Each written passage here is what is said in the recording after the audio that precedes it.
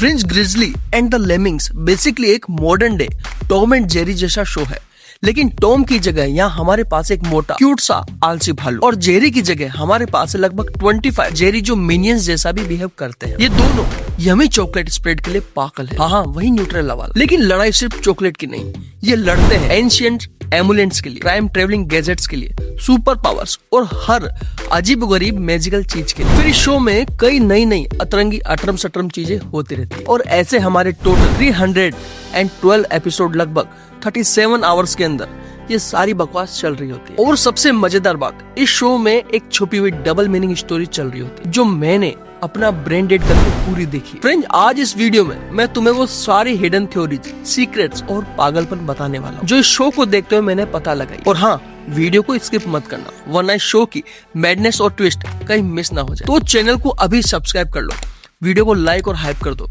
चलो शुरू करते हैं। फ्रेंड्स, ये है ग्रिजली, एक ग्रिजली बेयर जिसे यमी चॉकलेट स्प्रेड, फिश और बेसिकली कोई भी खाना वो सब कुछ पसंद है। इसे अपना सालन डॉक्यूमेंट्री भी देखना पसंद है, वीडियो गेम्स भी खेलना पसंद है, और इसे लेमिंग्स भी पसंद है। एक्चुअली नहीं, लेमिंग इसे पसंद नहीं है, लेकिन उनके बीच कंप्लीट हेट्रेड भी नहीं है। और अब तो ये प्रूफ हो चुका है कि दोनों साइड्स की लाइफ एक दूसरे के बिना बोरिंग हो जाती है, और कई बार तो ये दोनों एक साथ काम भी करते हैं जब इन्हें रियलाइज होता है कि इनका कॉमन गोल है यमी। और लेमिंग्स बस लेमिंग्स है, छोटे माउस जैसे क्रीचर। ये हाइपर एक्टिव छोटे डीमंस जैसे होते हैं जो यूजुअली एक साथ मिलकर टावर बना लेते हैं और एक बड़ी बॉडी फॉर्म भी कर लेते हैं। बेसिकली फ्रेंड, इनका कोई लीडर नहीं है, और ये डिस्पोजल भी होते हैं। हाँ, अगर कोई ऐसे खाईवाई में गिर जाए तो इनको कोई फर्क नहीं पड़ता, नया पैदा हो जाता है। या फिर इसीलिए क्योंकि ये मर नहीं सकते, क्योंकि स्टोरी में कई बार ऐसा होता है कि जहाँ पर ये लगभग मर जाते हैं लेकिन फिर से जिंदा भी हो जाते हैं। और ये लोग सिर्फ पार्टी करने के लिए जीते हैं। इन्हें लाउड म्यूजिक और डांसिंग करना पसंद है। इनका मेन गोल बस मजे करना है, लेकिन जो भी चीजें इन्हें मजेदार लगती है वो ज्यादातर तो बहुत ही अनोइंग होती है, जैसे अपने आप को वेलक्रो पे लपेट लेना या फिर खुद को वेलकम मैट पे लॉन्च करना। चलो, ये तो थोड़ा सा कूल था।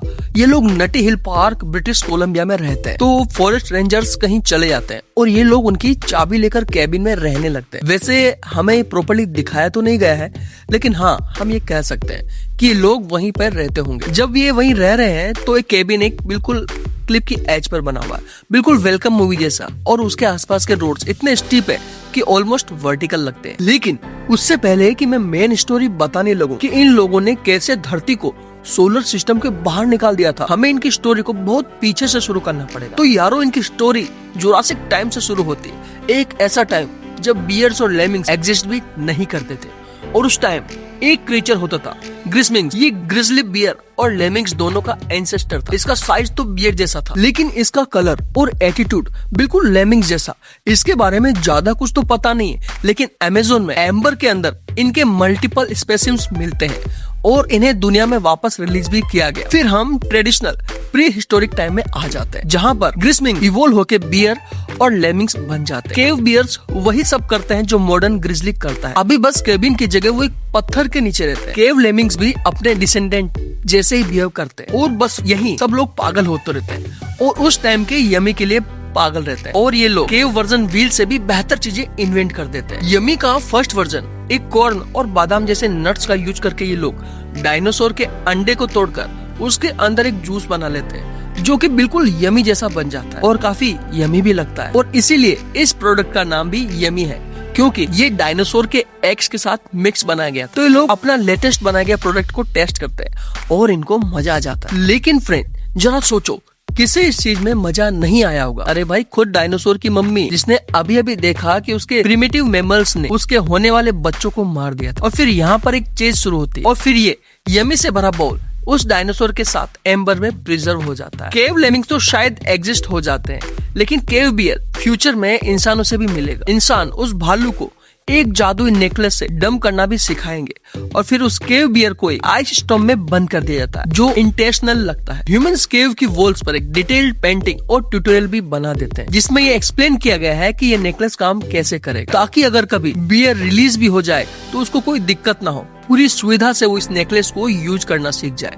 और इसके बाद दुनिया चेंज होती है, वेदरिंग स्पेजिया और वो सब तुम्हें जो भी 7th क्लास में सिखाया गया था वो सब होता है। और इन सब के ऊपर इवेंचुअली फॉरेस्ट रेंजर की कैबिन बन जाती है, जहाँ पहली बार कब ग्रिजली और किड लेमिंग्स आते हैं। लेमिंग्स सिर्फ एक दोस्त चाहते थे, लेकिन ग्रिजली को बिल्कुल भी पसंद नहीं आता और एक्सीडेंटली ये लोग एक काइनेटिक एनर्जी की वजह से केबिन के अंदर आ जाते हैं। अंदर जाकर ये ह्यूमंस आइटम और टेक्नोलॉजी को एक्सप्लोर करते हैं। ग्रिजली रेंजर का लेनार्ड बेज और सैंडर ले लेता है और फिर कभी उन्हें उतारता भी नहीं। वहीं पर लेमिंग म्यूजिक डिस्कवर करते हैं और ग्रिजली टीवी डिस्कवर करता है, जो दोनों के परमानेंट ऑब्सेशंस बन जाते हैं। और सबसे इम्पोर्टेंट, ये लोग फाइनली यमी ड्रिंक भी डिस्कवर करते हैं, जिससे ये लोग बाद में एडिक्ट हो जाते हैं और अपनी ब्रेन केमिस्ट्री चेंज कर देते हैं और ऐसे चॉकलेट स्प्रेड्स पर डिपेंड हो जाते हैं, जो इतना अच्छा भी नहीं है। और यहीं से उनकी राइवलरी एक्चुअल में स्टार्ट होती है। दोनों साइड एक दूसरे से नफरत करना शुरू कर देते हैं, सिर्फ एक ब्राउन ग्लोव के लिए।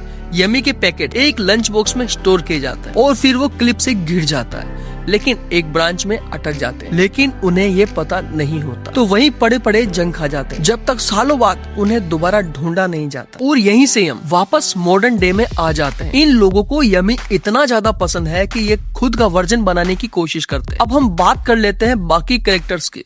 बेसिकली यहाँ सिर्फ ग्रिजली और लेमिंग्स ही है, लेकिन कुछ और कैरेक्टर्स भी हमें देखने को मिलते हैं, जैसे कि शी बेयर, जो कि ग्रिजली की काउंटर पार्ट है। ग्रिजली उसके लिए बिल्कुल ही पागल हो जाता है, लिटरली उसे इम्प्रेस करने के लिए कुछ भी करने लग जाता है। और एक बहुत बड़ा सिंप है, सच तो यह है कि तुम्हें कोई ऐसा चाहिए जो तुम्हें खुद को पसंद करे, यानी कि तुम जैसे हो वैसा पसंद करे और तुम्हें चेंज ना करे। और ग्रिजली ने ये भी नहीं सीखा। वैसे ये एडवाइस थोड़ी सी गलत भी है, थोड़ा बहुत तो चेंज करना ही चाहिए, यू नो जनरली। तो सबसे पहले वो अपनी अपीयरेंस चेंज करता है। वो उसके लिए वर्कआउट करने लग जाता है, स्लिम होने की कोशिश करता है, टैनिंग बेड यूज करता है, पॉपकॉर्न बनाता है, पियानो बजाता है, बटरफ्लाईज पकड़ता है, बलून एनिमल्स बनाता है, मेडिटेशन सीखता है और पता नहीं क्या क्या दुनिया भर की चीजें।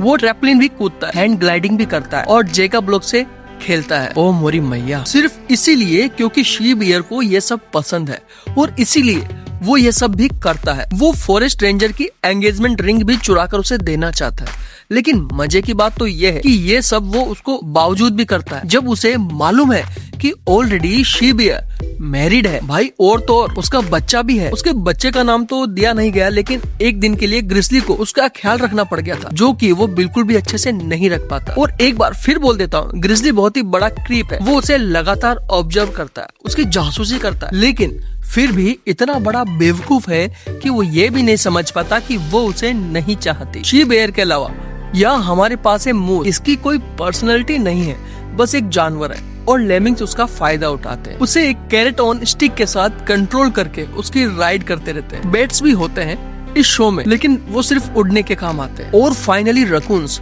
लेकिन इन्हें किसी सवारी के लिए इस्तेमाल नहीं किया जाता, ये बस केबिन में आ जाते हैं। मक्खियां भी लाते हैं अपने साथ। ग्रिजली के घर के केमिकल्स यूज करके कुछ बनाते हैं और एक्सीडेंटली एक ग्रोथ सीरम बन जाता है, जो फ्लीस को बड़ा बना देता है। और ग्रिजली वहीं पर होममेड पोर्शन यूज करता है, जब लेमिंग्स एक स्पाइडर को बंजी जंपिंग करा रहे होते हैं। ग्रिजली स्पाइडर पर स्प्रे कर देते हैं और वो एक लेमिंग के मुंह में गिर जाता है, जो उसे पूरा खा जाता है। इससे वो लेमिंग गोल्डन बन जाता है और स्पाइडर पावर्स मिल जाती है उसे। इस शो में कुछ कैरेक्टर्स और भी हैं, लेकिन वे सिर्फ एक बार के लिए आते हैं, जैसे कि एक पोलर बियर जो एक आइस के टुकड़े पर तैरता हुआ वहाँ पर आ जाता है। वो किसी ऐसी जगह से कनाडा तक आता है और उसे ठंडा रखना पड़ता है, वरना वो स्लो और यूजलेस हो जाता है। और हमारे लेमिंग्स उसे भी एक सवारी के रूप में देखते हैं। एपिसोड के एंड में पोलर बियर वापस जहाँ से आया था वहीं चला जाता है, आइस के टुकड़े पर बैठ के, जिसमें ग्रिजली और लेमिंग्स भी जमे हुए। एक और टेम्परेरी कैरेक्टर है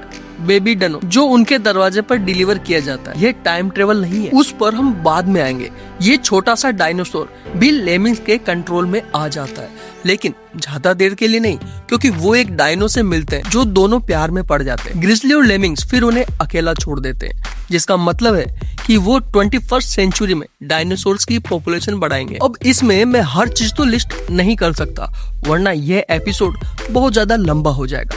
सीरियसली, हर एपिसोड में कोई ना कोई मैजिक हो रहा होता है। हर 7 मिनट में एपिसोड में इतना रिडिकुलस प्लॉट होता है कि इंडियाना जोन्स की पूरी मूवी बन जाएगी। अब मैं उन सबको सॉरी बोलना चाहूंगा जो शो को पसंद करते हैं, लेकिन ये शो इतना भी ओरिजिनल नहीं है। तुम्हें हर 4-5 एपिसोड के बाद ये समझ में आएगा कि तुमने ये सब कुछ पहले ही देख लिया और स्टोरी रिपीट होने लगती है। खैर जो भी हो, हमारे शो में मैजिकल ऑब्जेक्ट्स का कोई भी ओरिजिन नहीं बताया गया। हालांकि इस शो में तो कुछ भी एक्सप्लेन नहीं करा गया, लेकिन मैजिकल ऑब्जेक्ट्स के बारे में तो खासकर नहीं बताया गया। शायद ये एक्सपेक्ट करते हैं कि व्यूअर्स में इतना एनालिटिकल ब्रेन होगा कि वो खुद ही सब कुछ इंक्वायर कर ले। तो दोस्तों, अगर आपको वीडियो पसंद आई हो तो एक लाइक जरूर करना और ऐसे ही इंटरेस्टिंग और अमेजिंग फैक्ट्स के लिए चैनल को सब्सक्राइब करना मत भूलना। मिलते हैं अगली वीडियो में। Thank you.